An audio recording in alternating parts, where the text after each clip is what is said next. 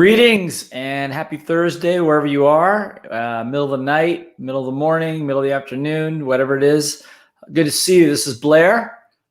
Good to see all you guys. And I'm excited about today for a couple of reasons. First of all, I wanted to share with you, as promised, I'm going to share with you some pictures, if I can get the technology to work, from Kilimanjaro.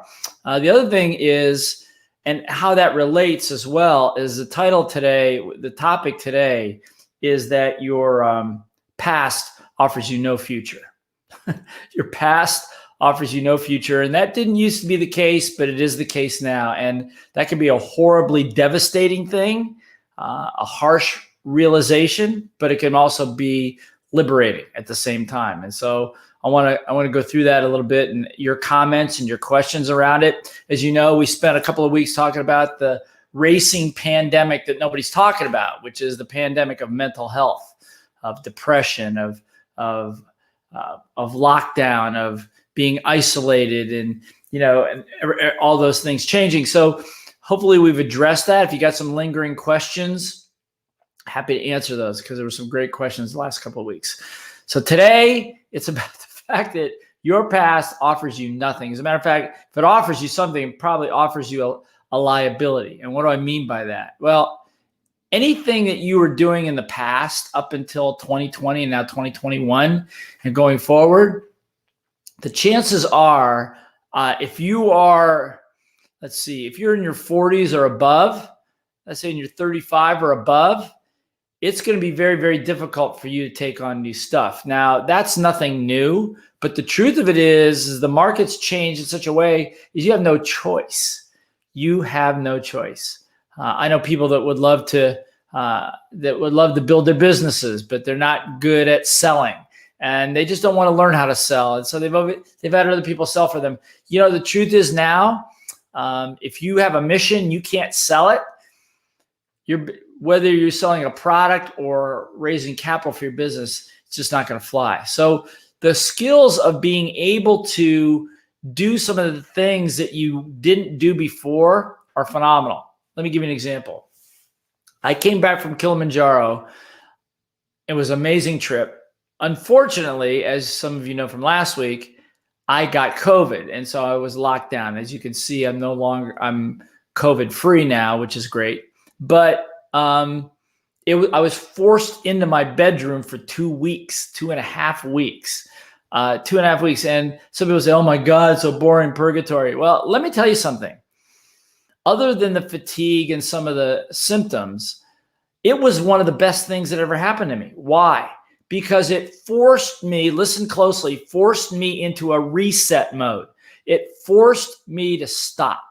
Kilimanjaro is great because you go up there, and I've said before, everything below the clouds just seems not as important as it used to be. Hold on a second. There we go. Hi, Anand. Okay. Doesn't seem as important as it used to be. And, you have a tendency to want to shut things down, start things up, and reset your priorities. But the problem is when you come home from an event like that, over the days and weeks, the rest of your life kind of compresses in on you. And remember, as we've always said, environment is stronger than will, right? Environment is stronger than will. So what happens is, all those best laid plans on Kili, and except for the very, very, very deep ones, just somehow flitter away. But this time for me, because I was locked down and forced into a reset, forced in my room, forced to only do certain things and not do others, not be surrounded by other people, was one of the best things that happened to me. Now, I'm not saying it's for everybody. It's one of the best things that happened to me. I got more work done. I finished my book, Summit Leadership. You'll see some blurbs on that. We did a great interview that you'll see on all over social media here in the next day or so about Summit Leadership, which are the stories from Kilimanjaro and how they apply to your business and your life. And some of them are amazing. I finished that. I started another book, finished a couple projects, closed the door on a bunch of other ones. And it was great. And I did it right from where I was sitting. And I almost don't do this, but I almost wish I could put myself in isolation like that again periodically, because it allowed me to see what I needed to see. Now, the truth of it is, one of the things that happened, and this goes back to the title today, is that I had to do some selling. I had a program to do, and I had a big offer to make. And as you know, if you're in the speaking business, offers are all or nothing. You either sell something there or you sell nothing. And so it's always, over all the years, even though I teach sales, I love sales, it's always caused stress. I stress about this, and stress about that, and I worry about this and worry about that. And, and finally I'm in my little room and I'm going, enough. I'm not doing this anymore. Think to yourself when you've actually said to yourself, enough, this has got to stop. I am not repeating this pattern anymore. I am no longer going to be afraid of this thing. I no longer want to stress about it. I am not going to do that. And I was ranting around my room. Nobody heard me and nobody was around. But I did, and I was so focused, and I meditated on it, and I visualized it, and I said, I'm just not going to do this anymore.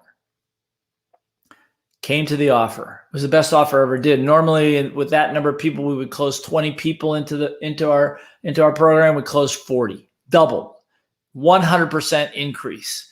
Now, 100% increase is in my business at that price point is pretty good. Okay, so it's like, roughly at $5,000 a person, that's pretty good. Okay. So it was a big shift for me, but what it did is it forced me, listen closely, it forced me to close the door, write it down, close the door on some things of the past that were bugging me, bothering me, persisting with me. No matter, I did hundreds of thousands of dollars of coaching and processing on myself, from other coaches. And I could never get rid of this thing, but I tell you what, something happened when I went into isolation and had the time and the peace to cut off from my past, to cut off from my future and reset.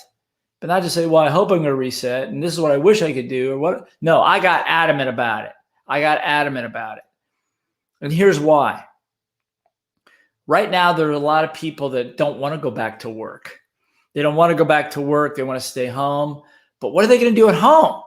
It's a kind of what am I going to do? I need my income and my employer wants me to go back, but I don't want to go back because I like it at home. I like my free time. I like being with my family. I like that peace of mind. But what am I going to do? Well, that's a good question. What are you going to do? I just recently saw online there's over 100, the 100 most popular side hustles. What a side hustle is. It's a side business that you can generate additional income from. And so people are flooding into side hustles, hoping that one of those will stick on the wall and they can make a career out of it. Well, some things have to change. Your past, if you've been, give me an example. If you've been working your entire life, your entire career, your adult career, if you've been working for somebody else and now you don't want to go back to work, guess what? You're not prepared.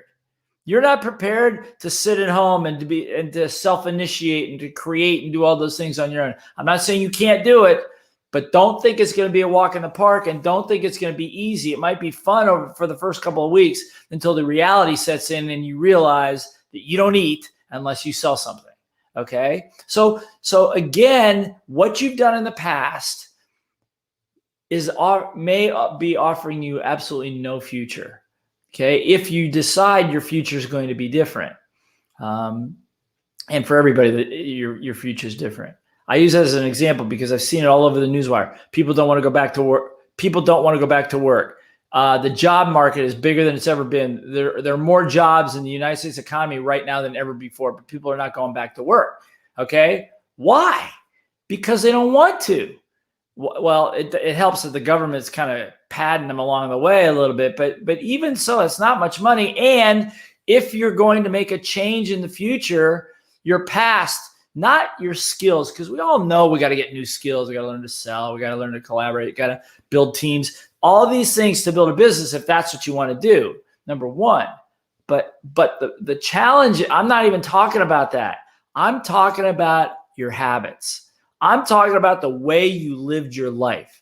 I'm talking about the deeply ingrained, almost DNA ingrained habits and tendencies that you've developed up till now in your life. That's maybe not going to serve you unless you decide unless you, A, can identify what's stopping you. B, you have the passion and the power and the commitment to do something about it. 3, that you have the patience to form a new habit, to form a new environment for yourself, and to be unwilling to take a step backwards. Not for everybody, and not everybody's going to do it.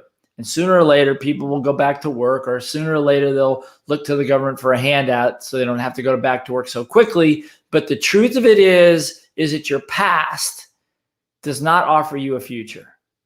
The way we lived, carefree, no masks, no vaccines. I'm not pro-vax or minus vax or pro-vax or anything like that, but it's part of our world, right? All that stuff ain't going away too quickly. Okay. Employers trying to get people back to work. That's not going away. Work needs to get done. Yes, it needs to get done. Have the narratives changed? Yeah, the narratives have changed quite a bit. So now your ability to be able to withstand the narrative, to have your own opinions, to believe what you want to believe without ridicule, or being able to handle the ridicule.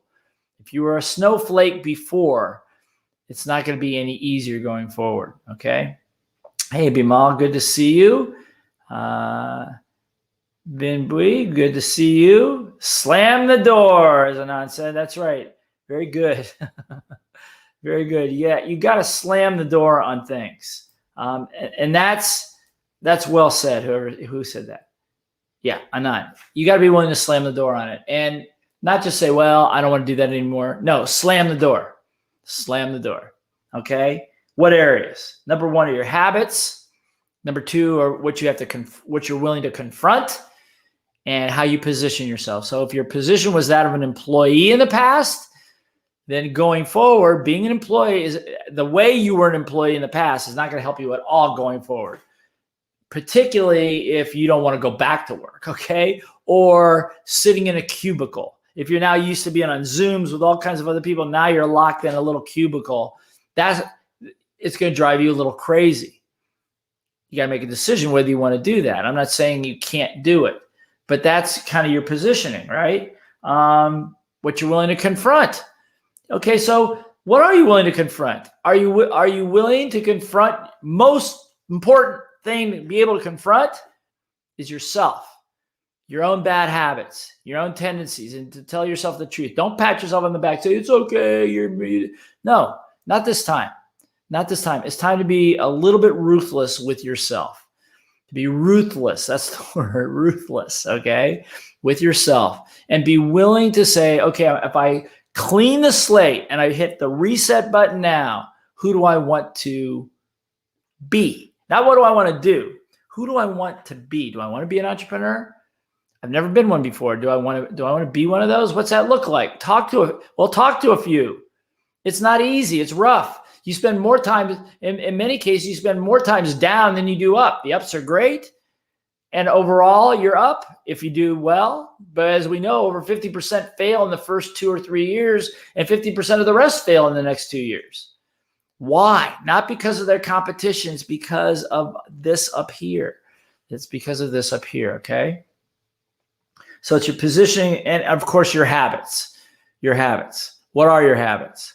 So every morning I get up, you've heard me say this a million times, I do a miracle morning every morning, and I do meditation and affirmations and visualizations and very rigorous exercise and scribing and reading every day, even if I don't want to. Listen to this, discipline. I've said this before.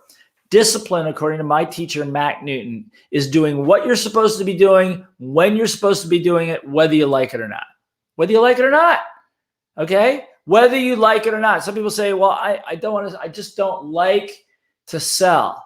I don't like marketing. I just like to do coaching. I don't like to do the rest. And I'm going, it doesn't matter whether you like it or not sometimes. I have a very dear friend who has a coaching business, and she decided, and she's a great coach, a great processor, but she decided that she needs to learn how to market her business. And she hates marketing, doesn't like it, never did it before, but she took a deep breath and said, I'm changing this right now. And I did a PERT chart with her and her small team. And that was just before Kilimanjaro. And now they're flying. They're generating over 100 leads, new leads a month, good leads. They're marketing. They got systems, all that stuff. Why? Because she decided to slam the door on her old habits. I'm just a coach and a processor.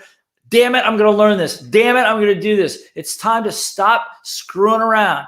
2021, time to stop screwing around and to stop doing what you were doing before. I told you a million times. I've said, I sound like a preacher. Stop doing that, Blair.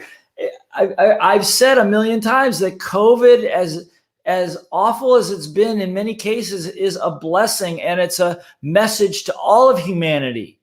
It's a message to all of humanity. We have kicked the can down the road on our finances, on our businesses, on our health, on our education. And we can kick it no further. We've hit the wall on it, or the can's fallen over the cliff. And we're going to follow it down there unless we finally confront all the issues that we didn't want to confront before. So now with masks being, government's trying to say no masks, and school systems saying we got to have masks, and parents saying we don't know, and all this stuff. So what do I see already? Already it's August, and some schools have decided to revert back to the online education system, which didn't work last year and is probably not going to work again because they haven't changed anything. They've changed nothing. They haven't changed the way they teach. They haven't repositioned themselves. They haven't confronted the real issues. And they have some really bad habits. School teachers, just like anybody that's been employed by somebody else, you get lulled into something comfortable and you just don't want to change. It's like if you're an older teacher in your 50s, maybe I got a couple more years till retire. Do I really want to do this? I just want to hang in there. I love kids and I just want to do my thing. And they're going to become casualties.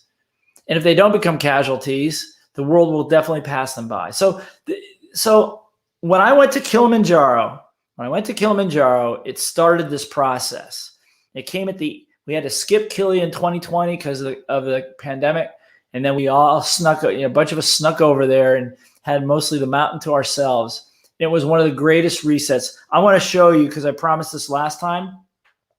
I want to show you some pictures from there because I think I figured out how to do this. Anand says 20% jobs worldwide expected to be automated by the end of 2022. Right. Selling skills will be critical in this global jobless gig economy post-lockdown. Yeah, but if 20% of the current jobs are automated, that doesn't mean more new jobs aren't created, okay? And so you're exactly right, Anand. And so if like you said, if you need something, this is going to be perpetual. Sales and marketing, these are things, the ability to communicate, to sell, to lead, to teach, to inspire. These are timeless. And while some of those are automated, the ones that are truly transformational are not automated. I'm not saying they won't be, but automation is a good thing. It allows us to do more with less. Ultimately, prices should come down around the world. Unfortunately, asset prices are in artificial bubbles are keeping prices up. So that's another topic for another time. So let me show you something about Kilimanjaro here. I'm going to share my screen with you. Make sure this works. How does Kili relate to all the things that we've been talking about? How does it relate? Well, let me show you here. All right. Here's the screen. And let me go to, I'm not going to show you the whole thing. Here. There's Kili. Now this is coming out of the rainforest. She's formidable. Okay, 19,341 feet. This is as you approach one of the flanks. Those are glaciers. That's not snow. Those are glaciers up there. And as you go up there, you're now either above the cloud line, below the cloud line, or in the clouds. So you're kind of in that place. But being there offers an automatic stop to take a look at the world around you, not distracted by your phone, not distracted by your spouse, not distracted by your kids, by other people, by the news media, nothing. No traffic, no airplanes, nothing. And what you're faced with is nature, as she has been for hundreds of thousands, maybe millions of years. Okay. So here is one of the valleys, looking over one of the valleys as the clouds are rolling in. Is Killy in the background? Oh, flamingos. Sorry. There we go. So this is that zone. My sister, Sarah, who lives in Cincinnati, an amazing trainer. She's an amazing trainer. She says, when in doubt, always look up. What's above the clouds? And so I took this picture. We took this picture for her because this is above the clouds and below the clouds. But notice how, as you look at the picture, notice how your body feels. Most people never see something like this. Why? Because you got to work your ass off to get there. It's something that not the average person can do or even wants to do because it's hard work to get there. Timeless. Clouds rolling in, into the valleys below, and rolling out. Something interesting about Kilimanjaro. Blair, you're just all high from your program. You're just all high from going to Kili again. And well, yeah, I am. But here's why. This is at one of our camps, and this is sunset. Okay, now what I have people do at sunset, Bucky Fuller was very adamant about saying it's not really a sunset because the sun's not setting. The earth is rotating. The earth is rotating. So I have people look at the sun, which is not moving, and just keep watching it, because as you watch it, you'll begin to feel the horizon is actually lifting as you're rolling away from it.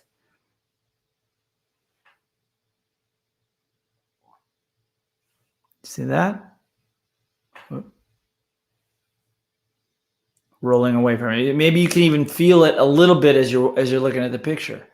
Now, when you actually can almost feel a pressure under your feet as the earth is rotating away, as it has done billions and billions of times over history, for you, it's the first time. And all of a sudden, your frame, your positioning in the world, in the universe changes in an instant. It's not Blair centered. It's a universe all working together, co-functioning together. And then when you actually begin to feel that, you don't feel small. You feel like you're part of something much, much, much bigger, much bigger. And the reason I do this is that maybe let me show it to you again. Let me show it. Sorry. Let me show this to you again. Okay, so here.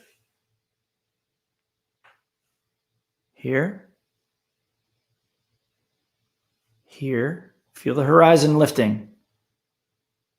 Here, boom. Making sense? If that makes sense to you guys, let me know. Yeah, it's amazing. Yeah, the climb is a reward. The summit's not the reward. It's what happens when you climb it. Now, this is on summit morning, where we're clearly above the cloud, most of the clouds now. As those clouds roll in, everything below that is where we live every day, where we're living right now. But when you're from this advantage, somehow whatever's down there doesn't seem, below those clouds, doesn't seem nearly as critically important as it used to. Your priorities reset. It's an automatic reset. That's why I go back every time. This is our sunrise on summit day. And again, you can't quite see it because of the clouds, but the horizon is now dropping as we're rotating now into the sun.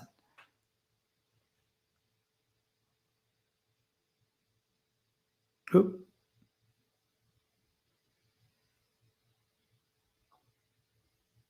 Oops. So just have you check these out. And one more. I just need to show you this one.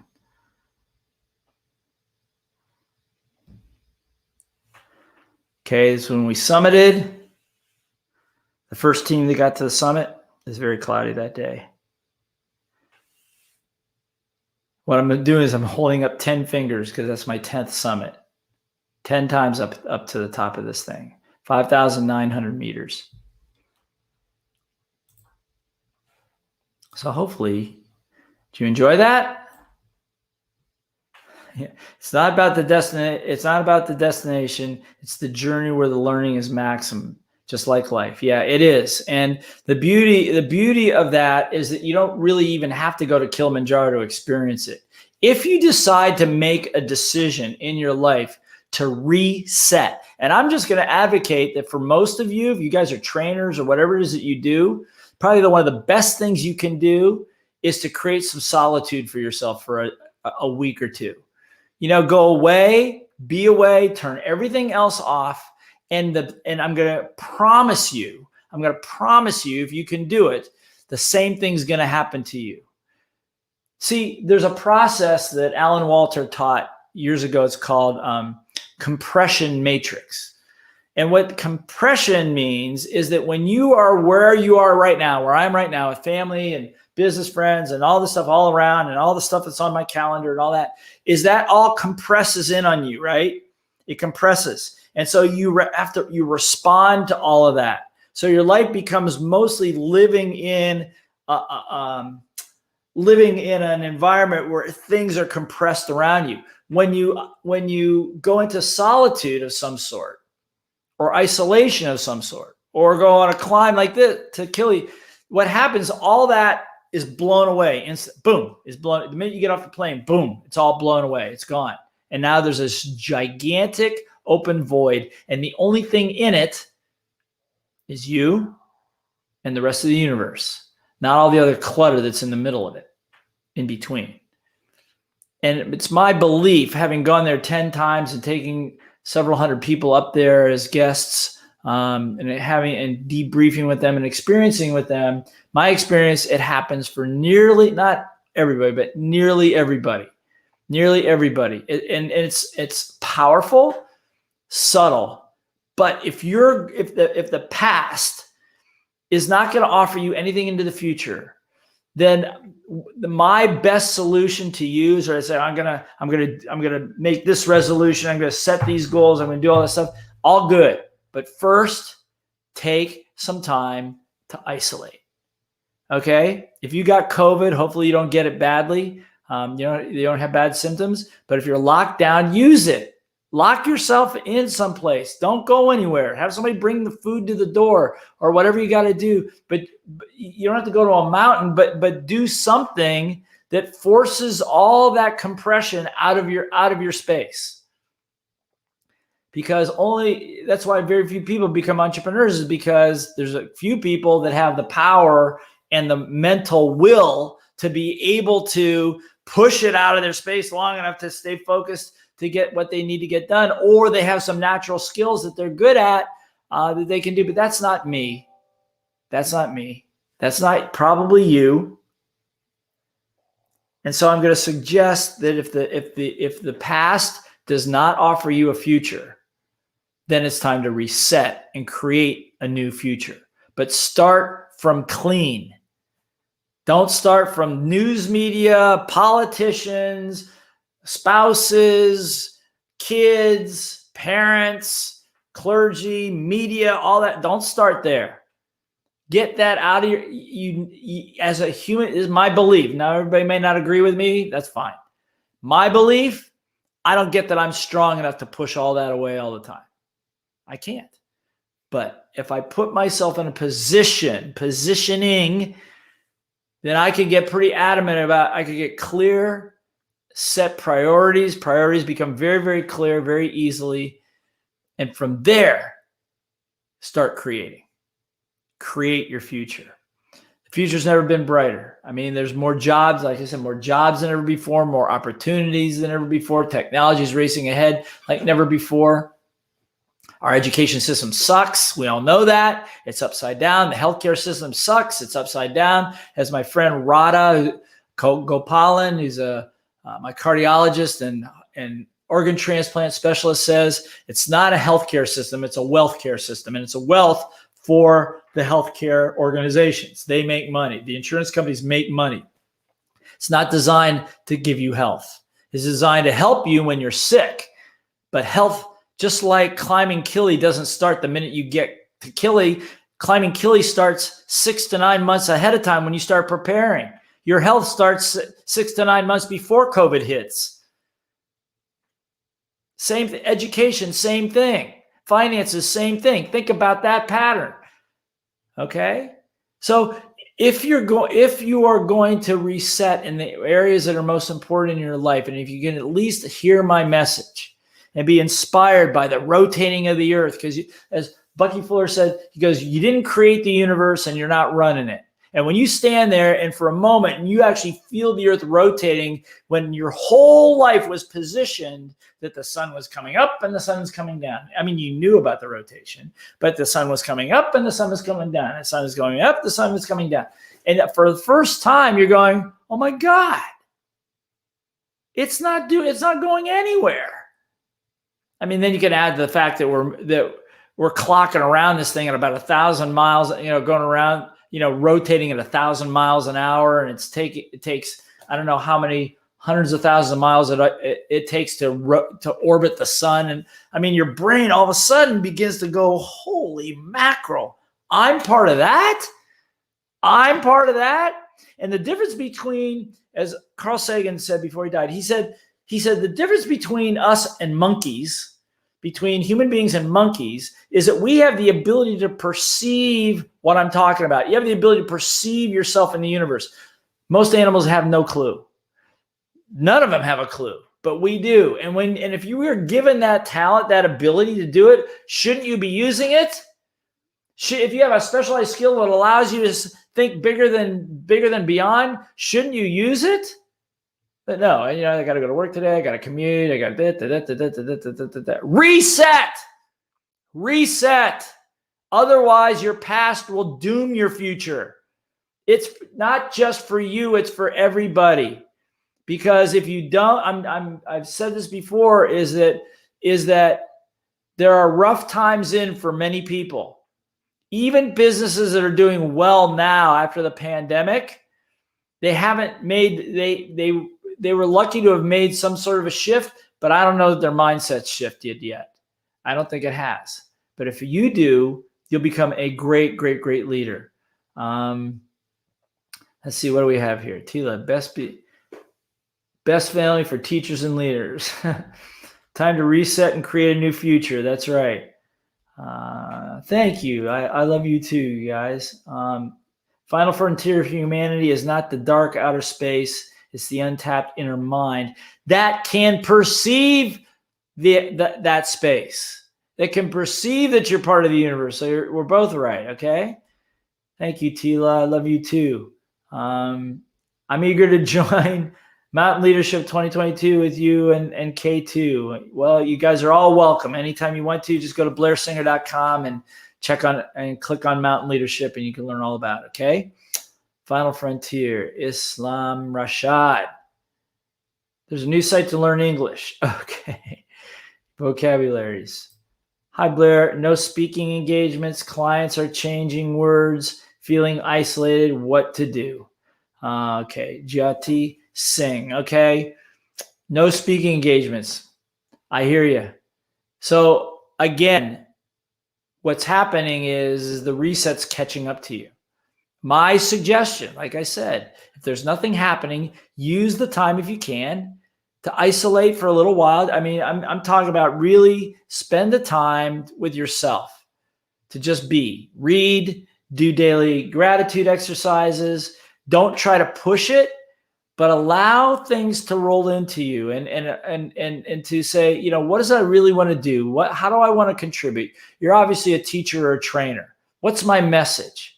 And who do I want to deliver it to?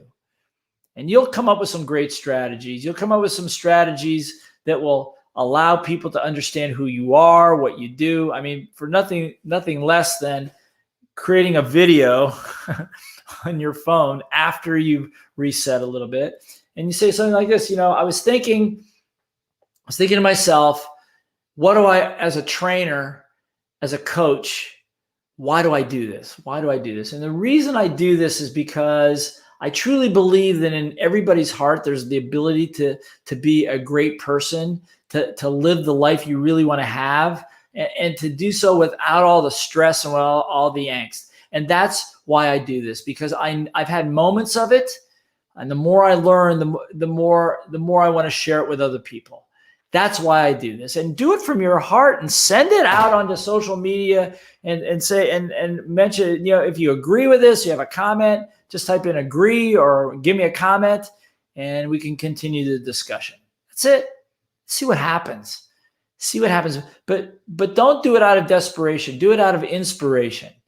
Just share with the world who you are, what you want to do. Yeah, you don't have speaking engagements right now. So can I tell you, I don't either. I haven't had I think I've had 2 speaking engagements. Yeah, I think I've had 2 speaking engagements in the last year and a half that paid anything. They paid very little. All the other stuff is I've done for free, and I've just been a guest or I've been interviewed, and that's all I've done either. But through it, we reset the way we do things.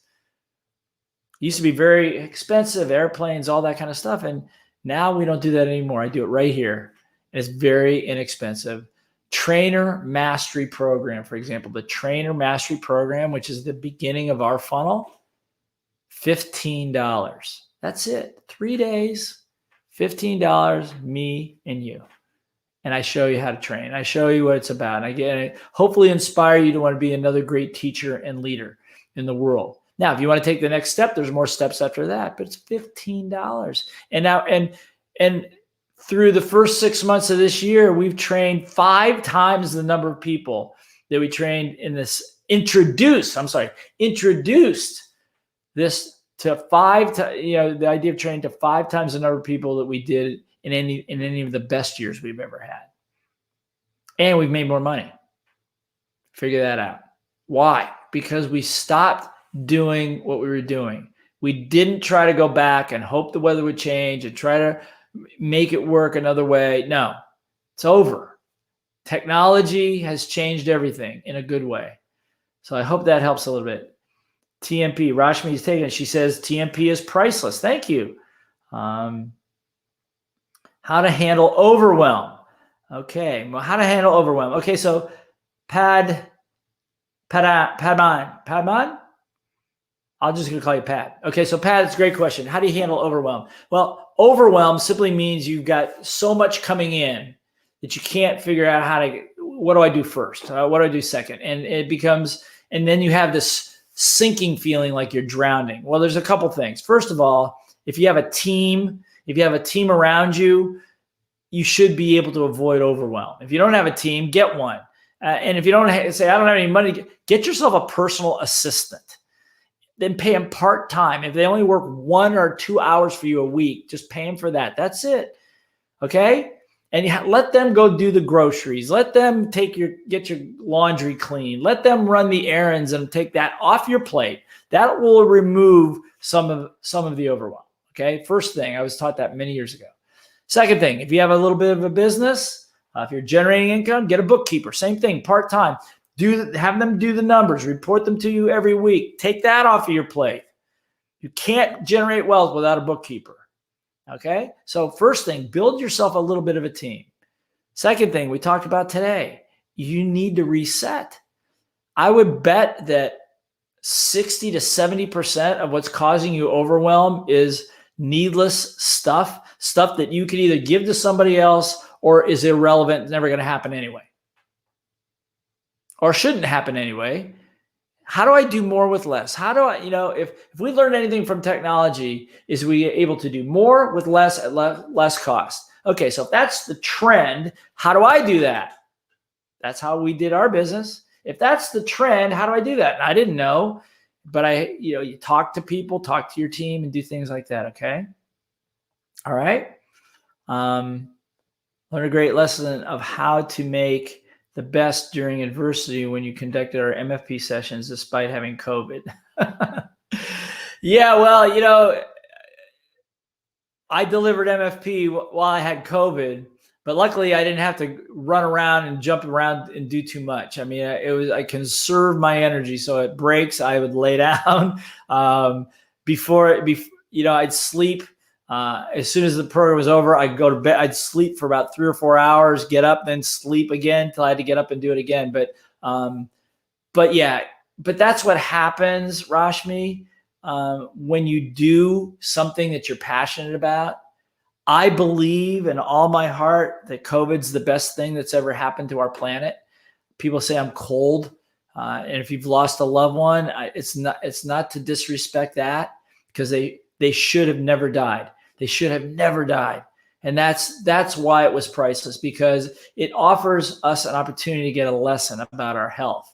Vaccine, no vaccine, masks, that's all crap. I mean, the truth of it is, yeah, maybe you need to, maybe you don't, but that's not the problem. The problem is the fact that people's immune systems and their health is in such a deplorable state globally that this thing came in and just preyed on everybody that had any speck of weakness. Myself too. So I have to get better. It forces me to work on myself and get better. And if I can do it at 68 years old, you can do it at whatever age you are too. Okay. So it's not impossible to do. So hopefully that will help you. You want to know why attitude is everything? Somebody asked about that. Attitude is everything. I mean, because think about this. Everybody wants better results, but where do your results come from? Your results come from your behaviors, right? You want to be in great shape, you work out, okay? If you want to lose weight, then you stop eating bad things and get some exercise and drink a lot of water, okay? So behaviors give you results, but what affects your behavior? What affects your behavior is your attitude or your mindset or your little voice, whatever you want to call it. So again, if you feel like, well, I worked out yesterday, I'm a little tired, I'm not going to do it tomorrow. And then tomorrow comes and then you don't do it then either.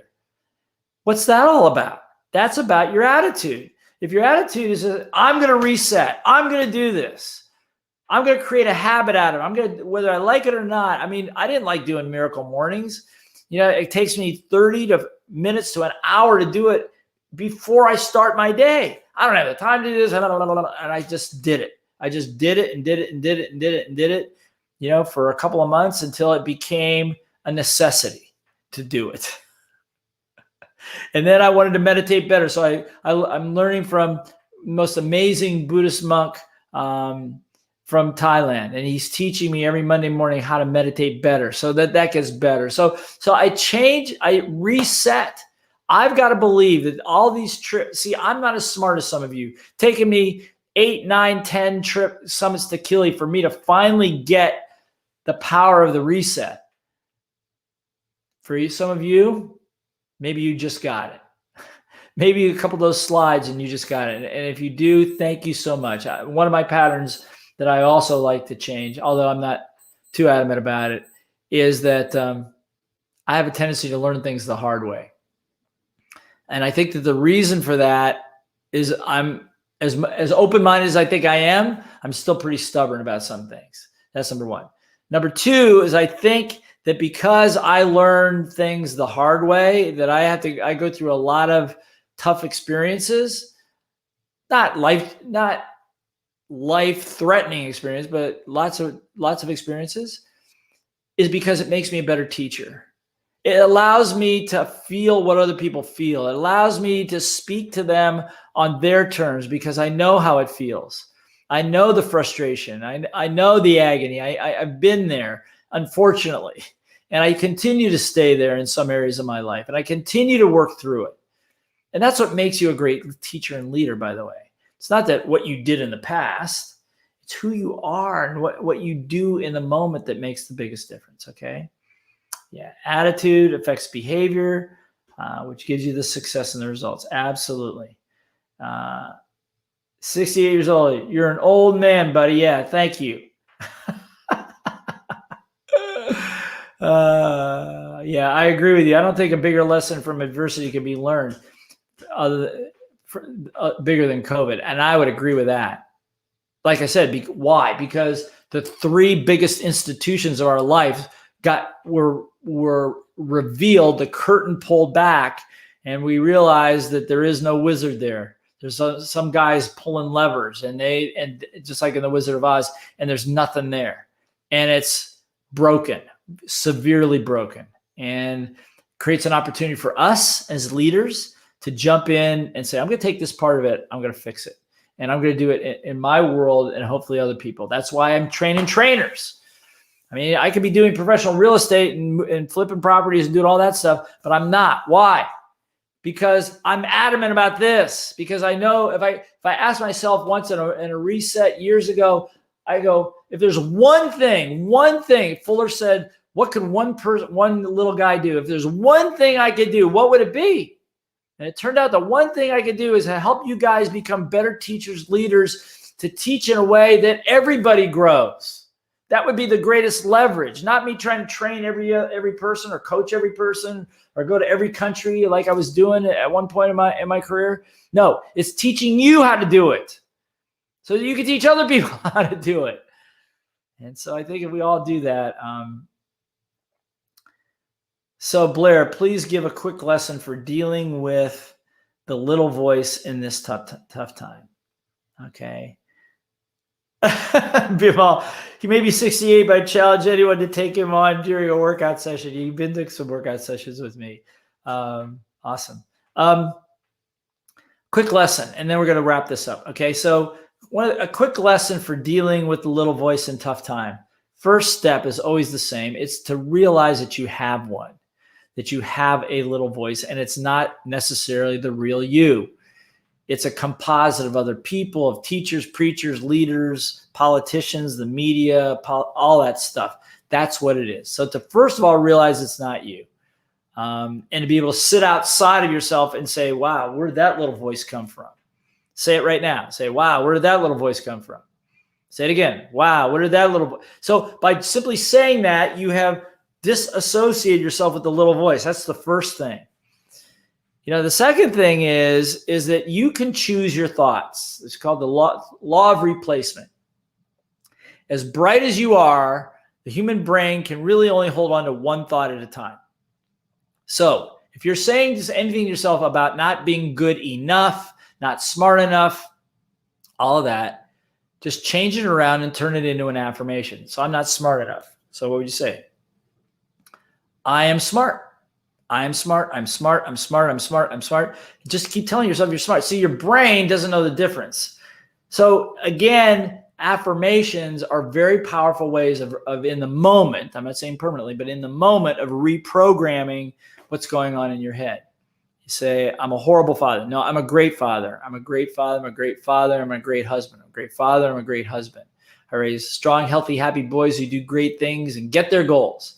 I'm committed to a loving, intimate, and joyful relationship with my wife. I say these affirmations every single day, even if I'm in an argument with my wife, I'm saying them every single day. And if you can, and again, I suggest the book Miracle Morning. If you could take on just a couple of those things every day, I would say the affirmations. The other thing I would say is to do a daily gratitude exercise. At the minimum, I have a whole exercise. If you want it, type send me a message on Facebook or Twitter or whatever. Say gratitude exercise, and I'll send you one, or we'll make it either that. We'll make it available at blairsinger.com. You can just download it for free. So gratitude exercise. What are the 10 things that I'm grateful for today? And they may be different tomorrow, but what are the 10 things I'm grateful for being present? I'm grateful for now. I'm grateful for my health. I'm grateful for my family. I'm grateful for my education. I'm grateful for the learning that I do. So, and every day, you want to learn to control your little voice? Yeah, I can give you a little technique. So you go to Little Voice Mastery, or you can go online. We have a 21-day challenge that every day I teach you a new technique, and you can apply that. It's free. Do that. I mean, if you blairsinger.com or on YouTube, there are so many ways to control your little voice. Just pick one. Pick one. But do it diligently. Consistency. You do it for 5 days, you start to feel a little bit better, and then you skip for 3, you're back to 0. Okay? You've got to do it consistently. It's like working out. And I would say this, final thing on consistency and discipline is as you get older, there's an old adage, you either use it or you lose it. So use it or you lose it. So in other words, if I'm trying to build muscle mass, when you're young, it's easy. Okay, because I have as a young male, you have a lot of testosterone and all of that, and you can build muscle. As you get older, that testosterone level drops a little bit, and so if I don't work out for, let's say I work out for, I'm in great shape, but I decide to take 3 or 4 days off. Okay, now if I'm 30, no problem. I come back a little sore, but I'm good. At 68, I take 5 days off. I'm feeling it. It's going to take me another 5 days to get back to where I was. Okay. So the same thing is true with your mind. Same thing is true in your mind. You either use it or you lose it. So people say, well, I don't want to learn that. I don't want to learn this. I'm just staying in my little place because I'm really good here. Even though the world doesn't want what you're doing that much anymore, or is not willing to pay for that much anymore, that's what you're going to do. So your mental and emotional faculties that used to be vibrant when you were younger are not as vibrant anymore. Why? Because you have some habits and it's uncomfortable and I don't want to do it. Right? Okay. So again, consistency is critical. So hopefully that was a whole bunch of stuff. Takes time and effort to go uphill. But in just a little while, one can come a long way downhill. Consistency is the key. Yeah. I would also say, Rashmi, sometimes it's easier to go up than it is to come down. It's easier to come up than it is to go down. And that's true on the mountain for sure sometimes, but it's also true in your life. So you've come up to a certain point. Now you have to come down a little bit to reset and go forward. And that's hard for some people to do, but not for you, because you're here, you're learning. You guys, some of you are great teachers and leaders. And if you are not one, you might want to consider becoming one. It's one of the greatest side hustles even that you could have for yourself, to be able to teach somebody else something. More rewarding than just about anything. So again, thank you guys for this week. It's been a great one. Again, if you want the gratitude exercise, send in, type it in here that you want the gratitude exercise, or go to my website, say you want it. I'm not sure. I know it's there. I'm not sure if it's in the free section, but we'll make sure that it is. Okay. I want you to win and I want you to be awesome. Okay. Have a great week. We will see you next time. And I'm so glad to be out of quarantine. The downtime was good. I'm ready to rock and roll. Okay. We'll see you guys. See you next time.